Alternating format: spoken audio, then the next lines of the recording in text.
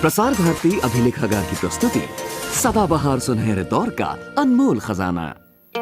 बातों बातों में, बातों बातों में, बातों बातों में, बातों बातों में,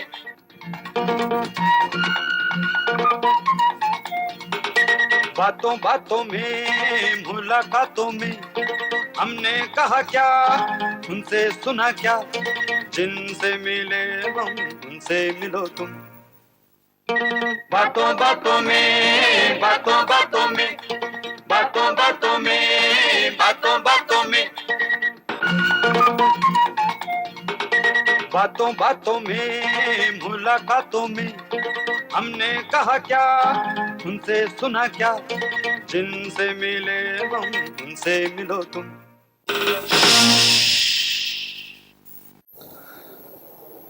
दोस्तों, जब तक मरवा साहब हमारे पुलिस के कमिश्नर आते हैं, हमने सोचा इसी बीच क्यों ना आपसे कुछ बातें कर ली जाए। आपने भी ये देखा होगा कि हिंदुस्तान में एक चीज़ है, एक फोर्स है जिससे हम हिंदुस्तानी अक्सर शिकायत करते रहते हैं। चाहे वो हिंदुस्तानी जामा मस्जिद के रिजवान कुरैशी साहब हों, या अमृतनगर की मिसेस सहगल, या पंजाब की कमल चिब्बा, या जमुनानगर के अमृत सिंह। 6 महीने तो साल में वो ये इस फोर्स को गालियां देते रहते हैं और बाकी 6 महीने इससे शिकायत शिकवा गिला करते रहते हैं। अब आप भी सोच रहे होंगे कि आखिर ये फोर्स, ये चीज़ कौन सी? तो ये है साहब हमारी पुलिस फोर्स। अक्सर आपने सुना होगा कि एक व्यक्ति दूसरे से कह रहा होगा, यार उस आदमी से बच के रहना, वो पुलिस वाला है। कितने अफसोस की बात है कि वही चीज़ जिसे हमें बचाने के लिए बनाया गया, हमें उससे बचना पड़ता है। और ये ज़रूरी नहीं कि हर वक्त हर जगह गलती पुलिस की हो, आप और हम भी गलती पर हो सकते हैं।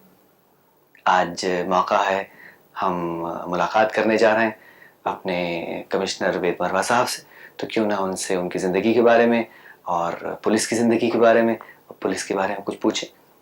लीजिए, वो तशरीफ ले आए। आइए तशरीफ रखिए। क्या पुलिस की बुराई हो रही थी अभी? आज तुझे अच्छाइयाँ भी कर रहा था थोड़ी सी। हाँ, पुलिस की अच्छाई कौन करता? अच्छा मरवा साहब, मैं सोच रहा था आपसे कुछ सवाल पूछ लीजिए, क्या ख्याल है आपका? हाँ, आपके लिए हाजिर। मरवा साहब, सबसे पहले तो ये सवाल हमारे जहन में आता है कि आपने पुलिस फोर्स ही क्यों ज्वाइन की और कब ज्वाइन की? विपिन साहब, सच तो ये है कि मैंने कभी पुलिस ज्वाइन करने का ध्यान ही नहीं किया था। यूनिवर्सिटी में जब मैंने अपनी एमए का इम्तहान खत्म किया जी, तो जैसे उन दोनों में जो ऑयल फर्म्स थी बहुत ही अट्रैक्टिव मानी जाती थी जी, तो मुझे भी वहाँ पे एक अच्छी नौकरी मिली। लेकिन थोड़े दिनों में मुझे लगा कि जो काम है ऑयल फर्म का बहुत अच्छा नहीं था। अच्छा, बहुत एक किस्म का बोरिंग सा काम लगा। जॉब सेटिस्फैक्शन नहीं मिली। तो फिर मैंने ये सिविल सर्विस का इम्तहान दिया। सिविल सर्विस का इम्तहान दिया और उसके जिस वक्त परिणाम निकला तो मैं आईपीएस के लिए और सेंट्रल सर्विसेज दोनों के लिए मेरी पोजीशन ठीक थी जी, लेकिन उस वक्त रूल ये था कि जो कैंडिडेट्स आईपीएस के लिए जिनकी पोजीशन ऊपर होगी जी, तो उनको सेंट्रल सर्विस ऑफर नहीं की जाएगी। तो मेरी तो ऑप्शन थी नहीं और उसी रूल के मुताबिक मुझे उन्होंने आईपीएस ऑफर किया। जी, तो सच तो ये है कि मैं थोड़ा हिचकिचाया क्योंकि आईपीएस के लिए मैं को बहुत ज़्यादा तैयार नहीं था। तो मैंने अपनी ट्रेनिंग ज्वाइन करने में भी कुछ देरी की और मैंने फिर उनसे रिक्वेस्ट की कि मुझे आईपीएस की जगह दूसरी सर्विस दीजिए। लेकिन अब जिंदगी में ये आप कभी प्लान तो कर नहीं सकते हर चीज़। जी, तो जिंदगी अपना खुद भी हिसाब किताब बराबर जी। करती। तो मुझे आईपीएस ज्वाइन किया और उसके बाद अभी भी मैं आईपीएस में। तो मरवा साहब, आपने पुलिस फोर्स किस सन में ज्वाइन की? मैंने 1956 में पुलिस फोर्स ज्वाइन की। मरवा साहब, ऐसा सुनने में आता है कि पुलिस की ट्रेनिंग जो होती है वो पहले 1-2 साल वो बहुत टफ होती। तो आपकी ट्रेनिंग कहाँ हुई, कितने अरसे के लिए हुई और क्या आपको भी ट्रेनिंग टफ लगी? हम सीधे यहाँ पे माउंट आबू में हमारा सेंट्रल पुलिस ट्रेनिंग कॉलेज था और वहाँ हम गए। बहुत ही सुनी सुनी जगह थी। अब यही था कि सबसे बड़ी जो हमें कमी महसूस होती थी वहाँ पे कि कोई सारा सारा हिल स्टेशन बड़ा खूबसूरत जगह थी, लेकिन बिल्कुल सुनसान था, कोई भी नहीं था वहाँ पे। जी। और सिर्फ आईपीएस प्रोबेशनर्स और वहाँ पे बंदर बहुत थे, बस यही दो दिखाई देते थे। और हालत तो ये थी कि कई दफे हम अपने बंदरों पे भी रश करते थे, क्योंकि हम यंग लोग थे और वहाँ पे फीमेल कंपनी का बिल्कुल ही अभाव था, कोई बात करने के लिए नहीं था। जी। तो कितने घंटे ट्रेनिंग करते थे आप? सब ट्रेनिंग बड़ी सख्त थी, सवेरे सवेरे हमें उठना पड़ता था ठंड के दिनों में। और पहले पीटी, परेड, राइडिंग, और फिर इंडोर क्लासेस, तो समझिए कि और शाम को फिर गेम्स। तो सवेरे कोई 5:30-6 से लेके आप रात तक बिजी रहते, काफी बिजी रखते थे। मौलाना साहब, जब भी कोई व्यक्ति अपने घर से दूर होता है, अपने शहर से बाहर होता है, तो उसे चिट्ठी का बेसब्री से इंतजार रहता है, चिट्ठी की बहुत अहमियत होती। तो ट्रेनिंग के दौरान तो आप, जैसे आपने बताया कि आउट ऑफ स्टेशन थे, तो चिट्ठी का आपको बहुत इंतजार रहता होगा वहाँ। हाँ, चिट्ठी का आपने खूब याद दिलाया। जैसा मैंने कहा कि हमारी सबसे बड़ी समस्या तो ये थी कि एक सूनापन उस माउंट आबू में बहुत ज्यादा था। तो मुझे तो कोई खास चिट्ठी नहीं आती थी, लेकिन मुझे याद आया कि मेरे कमरे में दो दो प्रोबेशनर रहते थे। जी। तो मेरे साथ मेरे साथी, उनको अपने प्रेमिका की चिट्ठी तकरीबन रोज ही आती थी। लेकिन उनकी हालत ये थी कि जिस दिन उनको वो चिट्ठी ना आए, वो बस हमारा डिनर खत्म हुआ, वो कमरे में आए और उनके आंसू बस गिरने शुरू हुए। जी। और हालत ये थी कि वो काफी लंबा चलता था उनका ये टुकड़ा रोना धोना। तो हमें तो दो तरीके से बुरा लगता था। एक तो अपने को एक दिन, रोज क्या, एक हफ्ते के बाद भी चिट्ठी नहीं आ रही, और इनको रोज चिट्ठी नहीं आने से भी रोना धोना करना शुरू कर दिया, और वो सोने में भी काफी दिक्कत हो रही थी। तो आप मानेंगे नहीं कि 1-2 महीने के बाद मैंने कमांडेंट से दरखास्त की कि मुझे इस कमरे से शिफ्ट करिए। मेरे लिए संभव नहीं है कि मैं रात को इनका दुखड़ा सुनूं और सवेरे मैं परेड के लिए ठीक टाइम पे उठूं। तो कमरा बदल लिया आपने? साहब, कमरा मैंने बदला, बड़ी मुश्किल से। तो अब हम सोच रहे हैं मरवा साहब के सवालों को थोड़ा ट्रेंड बदल दें, क्या ख्याल है आपका? हाँ, आपने पूछना तो वही है जो आप तैयारी जिसकी कर रहे हैं। मरवा साहब, ऐसा क्यों होता है कि पुलिस वाले को देखकर, चाहे वो ट्रैफिक में हो या क्राइम में हो या पुलिस स्टेशन में हो, सुविधा शुल्क यानी रिश्वत का ख्याल जहन में जरूर आता है?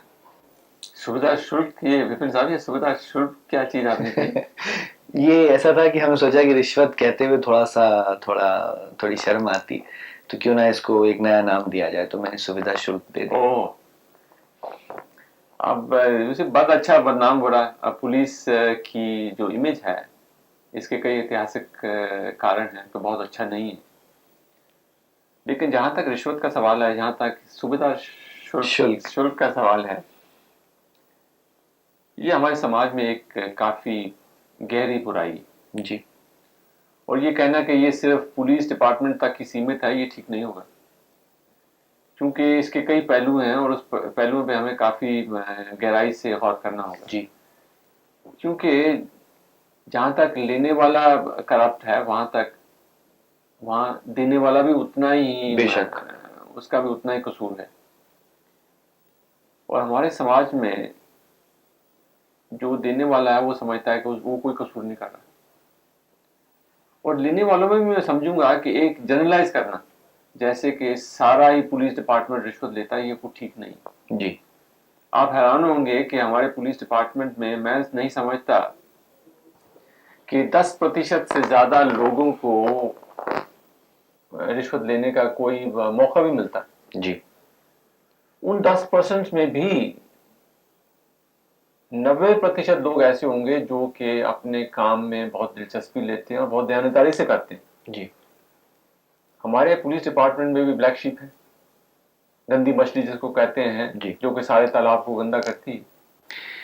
कमाल की बात तो ये है मरवा साहब कि पुलिस फाइल्स में खुद वेट और ड्राई एरियाज का जिक्र होता है, और अक्सर ये सुनने में आता है कि फला ऑफिसर जो है वो बहुत अरसे तक ड्राई एरिया में रह चुका, अब इसे वेट एरिया में यानी खाने पीने के एरिया में भेजा जाए। तो ऐसा खुद ही पुलिस की फाइल्स में क्यों लिखा जाता है, और why do you have this kind of system? Metro drive मैं तो पहली दफा सुन रहा हूँ, आप जरा बताइए क्या मतलब आपका ये मेट्रो ड्राइव है। ये जो फाइल्स होती हैं आपकी, इसमें वेट और ड्राई एरियाज मेंशन किए जाते हैं कि किस ऑफिसर को कब कहाँ भेजना है। ऐसा कुछ होता है कि नहीं? नहीं, मैं नहीं समझा, और ना मैंने आज तक कभी ये पढ़ा है मेट्रो ड्राइव का। आपका अगर मतलब मैं ठीक कोई समझ नहीं पाया क्या है। मरवा साहब, वेट एरिया का मतलब जहाँ खाने पीने की सुविधा हो और रिश्वत और सुविधा शुल्क की सहूलियत हो, और ड्राई एरिया जहाँ ये सब मुमकिन ना हो सके। आप समझा मैं। अब रिपन साहब, जैसे आप जानते हैं पुलिस डिपार्टमेंट एक बहुत बड़ा डिपार्टमेंट है, एक बड़ी ऑर्गेनाइजेशन है, और हमारी सबसे बड़ी समस्या जो रहती है वो है प्रॉपर पर्सनल मैनेजमेंट, क्योंकि जी। हमारा जो सबसे बड़ा रिसोर्स है वो मैन पावर है। तो जहां भी कभी किसी को पोस्टिंग या प्रमोशन के लिए कंसिडर किया जाता है, तो हम पूरा उसकी क्या बैकग्राउंड है, उसकी क्या अच्छाइयाँ हैं, उसकी क्या बुराइयाँ हैं, और जॉब रिक्वायरमेंट क्या है, क्योंकि जिस जॉब के लिए हमें आदमी सिलेक्ट करना है उसके लिए कैसा आदमी चाहिए, तो वो सब कुछ देख के जो प्लेसमेंट है उसी हिसाब से की जाती है। तो ये धारणा तो बिल्कुल मैं समझता हूँ एक बिल्कुल ही गलत है कि किसी को रूटीन्स के तरीके से, कि क्योंकि अब उसने ऐसी जगह की जहाँ पे पब्लिक से ज़्यादा सहयोग संपर्क नहीं है, जी। तो उसको अब उस तरह से उस जगह लगाया जाए जहाँ पे ज़्यादा संपर्क है, ताकि वो रिश्वत वगैरह ले सके। तो ये तो धारणा बिल्कुल ही ठीक नहीं है, जी। क्योंकि उसी पुलिस अफसर को उस जगह लगाना चाहिए जहाँ पे वो काम अच्छा कर सके और वो उसके लिए वो काबिल है। मरवा साहब, आप जिस कुर्सी पर बैठे हैं, यहाँ पर जाहिर है कि पॉलिटिकल प्रेशर्स बहुत होते होंगे, कभी प्रमोशंस के लिए, कभी ट्रांसफर्स के लिए, कभी और चीज़ों के लिए। तो किस तरह से आप इन पॉलिटिकल प्रेशर्स से कोप अप कर पाते हैं, और कैसे रिएक्ट करते हैं सिचुएशन के हिसाब से? अब मैं कहूँ कि पॉलिटिकल प्रेशर बिल्कुल नहीं है, तो वो ये तो कहना ठीक नहीं होगा। दिल्ली एक पॉलिटिकल नर्व सेंटर है, हमारे देश की राजधानी है। पॉलिटिकल प्रेशर ज़रूर आते हैं, हर तरह के आते हैं, जी। लेकिन ये कहना भी बिल्कुल ठीक नहीं होगा कि पॉलिटिकल प्रेशर ऐसे हैं जिसको हम ठीक तरह से उनका सामना नहीं कर सकते। और हमारे पॉलिटिशियन बहुत बुद्धिमान लोग हैं, वो किसी चीज़ को इस तरह से प्रेशर नहीं डालेंगे कि वो जानते हैं कि आगे उसका उल्ट होने वाला है। जी। और मेरे अफसर भी जानते हैं, और हम जिन लोगों से, नेताओं से मेरा संपर्क रहता है, वो भी जानते हैं कि इन पॉलिटिकल प्रेशर से उनका जो ऑब्जेक्टिव है उसका उल्टी होने वाला है। तो इसलिए दिल्ली में मैं एक किस्म का हमने ट्रेडिशन सा बना ली है कि पोस्टिंग ट्रांसफर्स में तो किसी किस्म की सिफारिश या पॉलिटिकल प्रेशर को नहीं माना जाएगा। जी। और पोस्टिंग्स और ट्रांसफर उसी हालत में होंगी जैसा कि उस पुलिस अफसर की बैकग्राउंड के ऊपर। जहाँ तक केसेस और दूसरे का ताल्लुक है, तो जैसे आप जानते हैं कि पुलिस को काम करना है कानून के मुताबिक। जी। पुलिस का जो एम्प्लॉयर है, जो मालिक है, वो है लॉ, बेशक। और उस कानून के अंदर ही पुलिस को काम करना है। तो आप कुछ कहें, कोई कुछ कहे, वो हमें सुनना जरूर है, सुनने में तो कोई हर्ज नहीं है, क्योंकि डेमोक्रेसी में तो हर एक को सुनना ही पड़ता है, लेकिन करना वही है जो ठीक, करना वही है जो ठीक है और जो कानून के मुताबिक में सही है।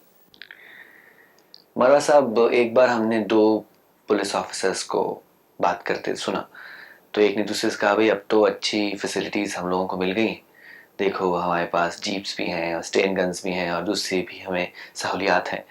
तो दूसरे ने कहा, भाई हमें थोड़ा ना मिली, ये तो वीआईपीज़ की ज़िंदगी को मिली, जब तक उनकी ज़िंदगी को थ्रेट रहेगी तब तक हमें ये फैसिलिटीज़ मिलती रहेंगी।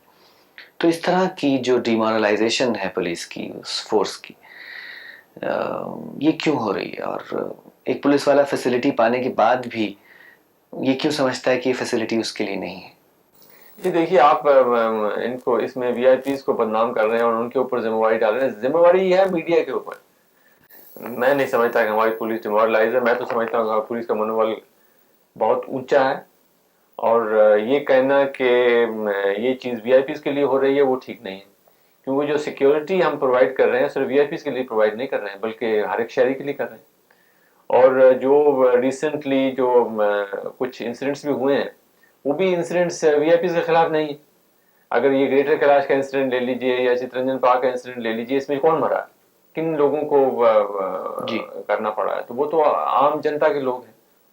तो इसलिए ये कहना तो बिल्कुल ठीक नहीं होगा कि वीआईपी सिक्योरिटी के लिए दिल्ली पुलिस के रिसोर्सेज में कुछ बढ़ोतरी हुई है। बुरा मत मानिएगा मरवा साहब, लेकिन आजकल एक जो आम शहरी है वो एक और बात से बहुत परेशान है पुलिस की, और वो है सड़कों पर लगे हुए बैरिकेड्स। उनका ये कहना है कि साहब हमें कहीं ऑफिस जाते वक्त या हॉस्पिटल जाते वक्त या किसी काम की जगह पर जाते वक्त रास्ते में रोक लिया जाता है, चेकिंग होती है और हमारा वक्त ख़राब होता है, जबकि जो असली क्रिमिनल्स हैं, जो टेररिस्ट हैं या बाकी क्रिमिनल्स हैं, वो तो पहले से मैप बनाकर और गलियों में से और दूसरी सड़कों से निकल जाते हैं। तो ये बैरिकेड्स लगाने का क्या मकसद है? क्योंकि कुछ साल पहले सबसे बड़ी शिकायत ये होती थी, कुछ साल पहले क्या 2-3 साल ही पहले ये शिकायत होती कि दिल्ली पुलिस इतनी है लेकिन सड़क पे दिखाई नहीं देती। और अब तो ये हालत है कि अब शिकायत कुछ उल्टी हो रही है कि दिल्ली पुलिस को सड़क पर ज्यादा नजर आ रही है। अब रोड बैरिकेड्स मैं मानता हूं कि ये एक आम जनता के लिए असुविधा जरूर पैदा करती है, इसमें कोई शक नहीं है, क्योंकि लेकिन अगर आप सारे माहौल को देखें समझें तो आप सहमत होंगे कि ये बहुत जरूरी है। देखिए, एक आतंकवाद की जो समस्या हमारे सामने आई है, इतने बड़े शहर में और इतनी बड़ी आबादी में वो किसी वक्त और किसी जगह अपना काम कर सकते हैं जी। और ये तो संभव नहीं है आप दिल्ली पुलिस कितनी भी बढ़ा दें और उसके साधन कितने भी बढ़ा दें कि हर कोने में पुलिस वाला वहां आपको मिलेगा। ये तो संभव है नहीं कि इतने बड़े शहर में इतनी बड़ी आबादी में और उसका रकबा इतना बड़ा है कि हर कोने कोने में पुलिस वाला खड़ा कर दें। तो उसका इलाज क्या है? उसका इलाज है कि इतने बड़े शहर को आप जितना छोटा कर सकते हैं जी, उतना ही पुलिस को और जनता को इन लोगों को पकड़ने में आसानी होगी। लेकिन क्या आप समझते हैं कि जितनी हाफ हार्टेड तरीके से और सरसरी तौर पर चेकिंग होती है उससे कुछ फायदा होता है? नहीं, इसका बहुत फायदा होता है। इसके खास तौर पे जैसे आप जानते हैं कि जिस वक्त ये चितरंजन पार्क का किस्सा हुआ था, तो ये किस्सा कोई 9 बजे करीब हुआ। अब ये लोग 5-10 मिनट के अंदर अंदर अपनी मोटरसाइकिल को छोड़ के एक बस में सवार हो गए और वो बस वो 1.5 घंटे के बाद कोई 10:30 बजे करीब उस बस को चेक किया गया धोला कुआं में एक पुलिस पिकेट को, और वो इतनी थारो चेकअप नहीं थी, थारो चेकअप करना तो संभव भी नहीं है, लेकिन उस चेकिंग के में ही इन लोगों के ऊपर शुबा हुआ और उस शुबा होने के लिए उन्होंने फिर उस पुलिस अफसर के ऊपर गोली चलाई, उसके पेट में गोली लगी और वो भाग निकले वहां से। लेकिन पुलिस भी भागी, लोग भी भागे और जैसा आप जानते हैं कि उनमें से एक जो आतंकवादी था वो मारा भी गया। तो ये कहना कि इसका कोई फायदा नहीं है वो तो ठीक नहीं है, लेकिन ये भी मैं मानता हूं कि ये नहीं कि ये चीज क्योंकि हमने इस तरह के बैरिकेड्स लगाए हुए ऐसी घटना घट ही नहीं सकती। मौलाना साहब, एक भिखारी से लेकर एक करोड़पति तक और एक आम आदमी से लेकर एक जाने माने व्यक्ति तक हर शख्स को ये शिकायत रहती है कि साहब जो पुलिस का रवैया है, जो बात करने का अंदाज है, तरीका है, वो बड़ा रूखा है। जैसे वो आपकी जगह तू और तुझे और तने का इस्तेमाल करते हैं और बड़े रूखे अंदाज से बात करते हैं।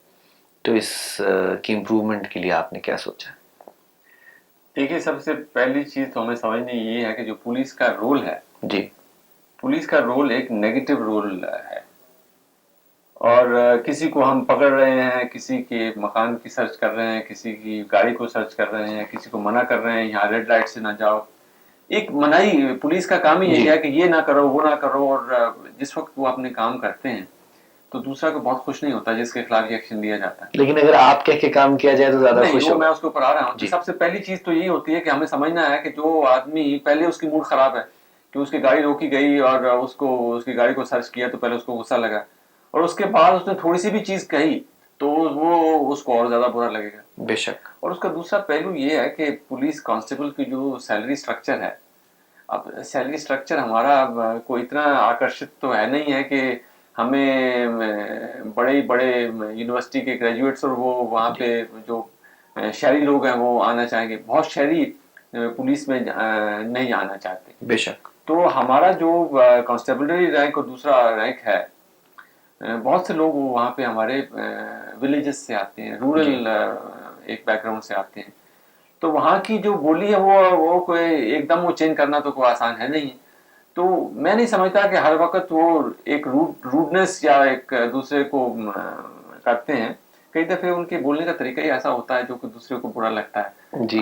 लेकिन उसको ठीक करना हमारा बिल्कुल फर्ज है, और ये हम अपनी ट्रेनिंग में इसको बदलने की काफी कोशिश कर रहे हैं। मरवा साहब, एक शरीफ आदमी, एक इनोसेंट आदमी अगर गलती से पुलिस स्टेशन में फंस जाए और जैसा कि आम दर्शक ये समझता है और आम शहरी ये सोचता है कि पुलिस स्टेशन में जाने का मतलब है कि पिटना, और समझ लीजिए पिट जाए, तो उसके बाद वो इंसाफ मांगने कहाँ जाए और क्या करे? विपिन साहब, पुलिस स्टेशन में किसी को भी पिटना नहीं चाहिए, इनोसेंट हो या गिल्टी हो। जी। क्योंकि थर्ड डिग्री के खिलाफ बड़ी सख्त हिदायतें दी हुई हैं कि पुलिस स्टेशन में इसके ऊपर बिल्कुल अमल नहीं किया जाएगा। और अगर इस तरह की शिकायत किसी को है तो वो शिकायत वो सीनियर अफसरान के नोटिस में लाए। जी। और जैसा आप जानते हैं कि आप दिल्ली के पुलिस स्टेशनों में ये हमने नया सिस्टम चालू किया है, जिससे जो एसीपीज हैं, इलाके का एसीपी है जी। वो एसएचओ के अलावा वहाँ थाने में खुद बैठता है। जी। थाने में खुद बैठता है 2 घंटे के लिए, हफ्ते में 3 दिन। जी। और उस वक्त जो उसके इलाके के थाने में रहने वाले लोगों की कोई शिकायतें, और अगर वो शिकायतें किसी अफसर की बदसलूकी पे हैं, अगर मारा वारा है, तो वो शिकायतें भी उसके नोटिस में लाई जा सकती हैं। जी। ये तो हुई एक चीज। उसके अलावा हमने अपने विजिलेंस डिपार्टमेंट एक पुलिस हेडक्वार्टर में कायम किया, ताकि वो शिकायतें जो पब्लिक की हैं वो विजिलेंस डिपार्टमेंट के पास लाई जा सके। इसके अलावा सारे जो हमारे सीनियर अफसर हैं वो सारे 2 घंटे रोज अपने पब्लिक को मिलते हैं। जी। और मैं भी अपने लिए यहाँ पे मैंने भी 2 घंटे रखे हुए हैं। जी। हर रोज।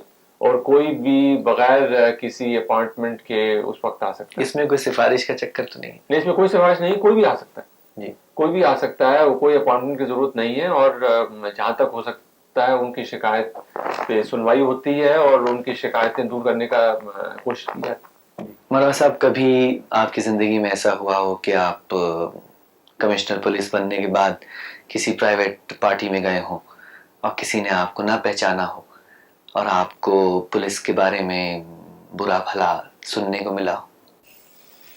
अब पुलिस के बारे में बुरा भला तो सुनने में आता ही है, आदमी सुनता भी है और उसको जहाँ तक कोशिश भी करता है कि लोगों को बताया जाए कि क्या इसमें ठीक है, क्या क्या ठीक नहीं है।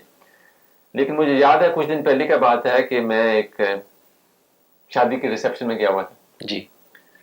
और आपने अभी पुलिस बैरिकेड्स का जिक्र किया, तो एक भद्र लोग काफी गुस्से में थे। जी। और वो कह रहे थे कि उनको आने में देरी इसलिए हुई कि पुलिस वाले चेकिंग कर रहे थे और उनकी शक्ल पे उनको पता नहीं क्या दिखा, उनकी पूरी उन्होंने सर्च की।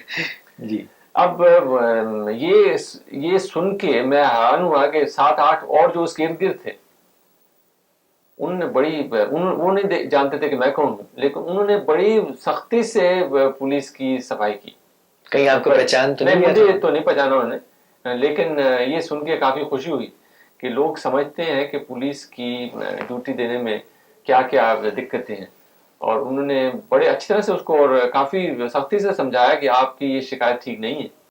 मरवा साहब, इसका क्या कारण हो सकता है कि जब पुलिस वाले फोर्स ज्वाइन करते हैं तो माशाल्लाह बहुत स्मार्ट लगते हैं और दिखने में बहुत अच्छे लगते हैं, लेकिन धीरे धीरे जैसे उनकी जो नौकरी है वो आगे बढ़ती रहती है तो उनकी स्मार्टनेस में थोड़ी सी कमी आती रहती है, वो थोड़े ढीले पड़ जाते हैं। तो इसका क्या कारण हो सकता है?